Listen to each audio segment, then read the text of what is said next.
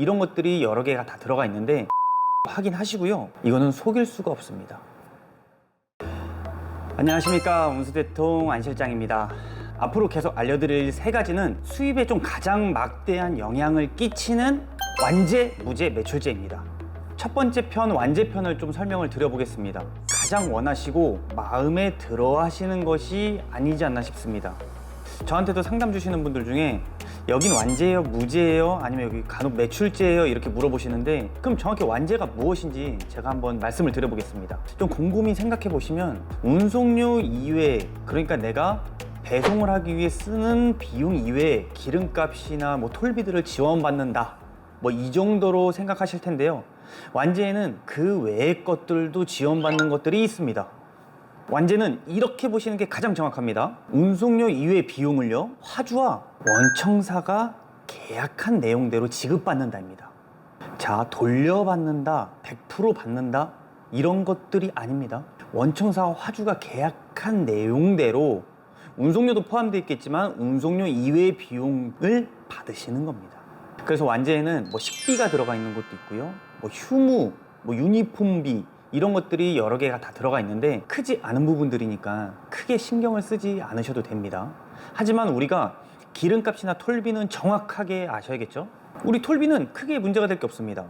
영수증으로 제출할 수도 있고요, 뭐 하이패스에 사용 내역을 보내주면 되니까요. 문제는 바로 기름값입니다.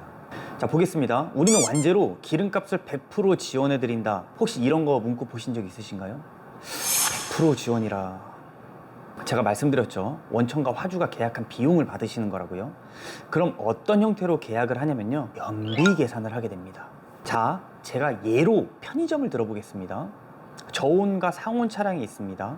저온 차량 같은 경우에는 냉동기, 냉장기가 돌아가야 돼서 연비가 안 좋습니다. 에어컨을 켜고 배송을 한다고 보시면 됩니다. 그럼 상온 기사님과 저온 기사님들에게 측정되는 연비가 다르겠죠.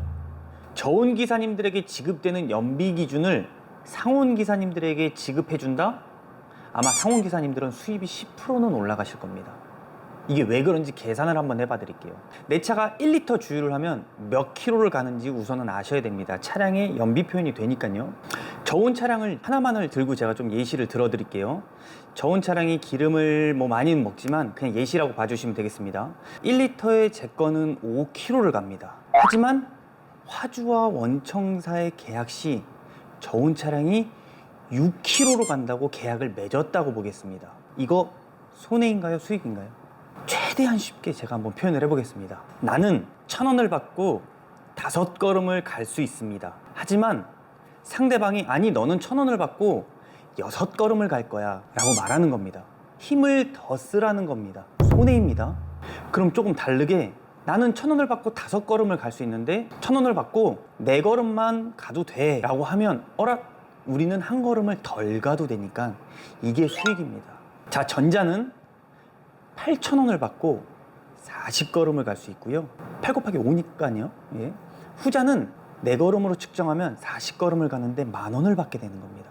제가 잘 설명해 드렸는지 모르겠네요. 그냥 예를 들기보다도 그냥 공식적으로 이해를 하시는 게 나을 것 같아요. 그냥 내 차의 연비보다 더 적게 측정돼 있으면 좋다는 겁니다. 이걸 오해하시는 분들이 많아가지고 제가 좀 예시를 들어드린 거고, 그럼 연비가 어떻게 측정이 되어 있는지, 그들 간의 관계가 어떻게 되어 있는지 어떻게 할 수 있죠? 당연히 물어보셔야죠.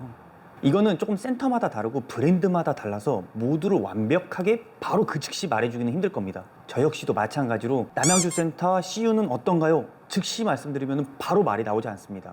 하지만 알아봐서 알려는 드립니다.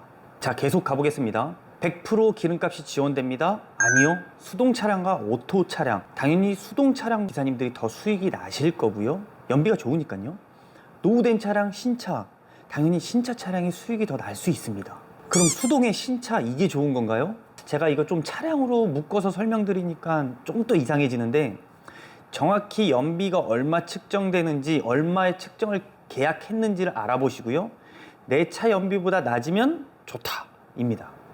상담 때요. 그냥 가볍게 물어보십시오. 내가 오토 차량을 하고 싶은데 혹시 그 센터에 오토 차량을 하고 계신 차주분이 계신지요? 이걸 물어보시면 됩니다. 그분은 혹시 수익이신지요? 아니면 손실이신지요? 그것도 물어보시면 좋습니다. 수익이 나는 곳도 있고 아닌 곳도 있을 거니까 수익이 나면 어느 정도 우리에게는 조금 더 좋은 혜택이 될 수 있겠죠. 뭐 제가 지금 편의점을 예로 들어서 말씀을 드리다 보니까 편의점이 안 좋다 뭐 이런 뉘앙스로 보이실 것 같아서 제가 조금 더 설명을 좀 드려볼게요.